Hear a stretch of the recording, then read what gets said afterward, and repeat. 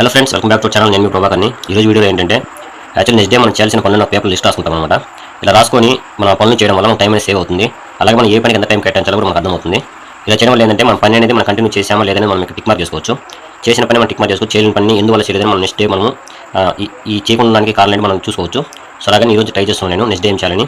So next day వచ్చి మనకు tomorrow వచ్చి 5 మనకైతే టుమారో డేట్ వచ్చి 5/4/2025 అనమాట. అసలు మన టుమారో షెడ్యూల్ వచ్చి మనమైతే మార్నింగ్ 6 o'clock లేవాలి. నెక్స్ట్ వచ్చి 6 to 7 వచ్చి వాకింగ్ ఉంటుంది. అలాగే 7 to 8:30 లోపల బ్రేక్ఫాస్ట్ కంప్లీట్ చేయాలి. తర్వాత వచ్చి 8:30 to 9 వచ్చి మనకు ఒక హాఫ్ అన్ అవర్ బ్రేక్ ఉంటుంది. తర్వాత 9 to 12 వచ్చి పొలంలో పనికి పోవాలి. మనకు 12 to 2 వచ్చి మళ్ళీ లంచ్ టైం ఉంటుంది. అలాగే 2 to 3 1 hour రెస్ట్. మళ్ళీ 3 to 4 వచ్చి పోతే క్రికెట్కి,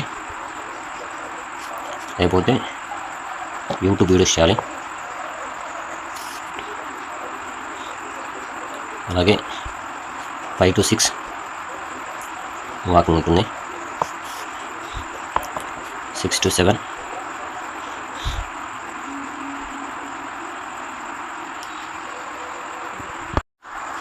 7 రెస్ట్ అనమాట. అలాగే 7 to 8 డిన్నర్ టైం.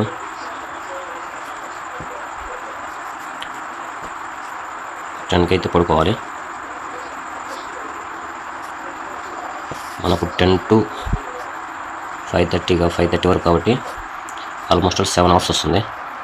సో మన రెస్ట్ అయితే సరిపోతుంది బాడీకి. ఇలా మన షెడ్యూల్ ప్రిపేర్ చేసుకొని మన డైరీని స్టార్ట్ చేయడం వల్ల మన టైమింగ్ సేవ్ అవుతుంది. అలాగే మనం చేయాల్సిన పనులని మనకు గుర్తొస్తాయి. అలాగే వేస్ట్ యాక్టివిటీస్ మనం చేయడానికి టైం ఉండదు. సో మనం ఇలా లిస్ట్ రాసుకొని మన షెడ్యూల్ని ప్రిపేర్ చేసుకోవడం వల్ల చాలా మంచిగా ఉంటుంది. సో నేను ఈరోజు ప్రాక్టీస్ చేస్తున్నా. వీరైన వాళ్ళు ఎంతమంది ప్రాక్టీస్ చేస్తున్నారు కామెంట్ చేయండి. ఓకే ఫ్రెండ్స్, టుమారో ఈవినింగ్ వచ్చి నేను వీడియో అప్లోడ్ చేస్తాను. వీటిలో ఎన్ని కంప్లీట్ చేశాను, ఎన్ని కంప్లీట్ చేయలేదు, చేయలేకపోవడం కారణాలు ఏంటి, అన్ని వీడియోస్ నెక్స్ట్ టుమారో ఈవినింగ్ అయితే నేను అప్లోడ్ చేస్తాను friends. Okay friends, thanks for watching.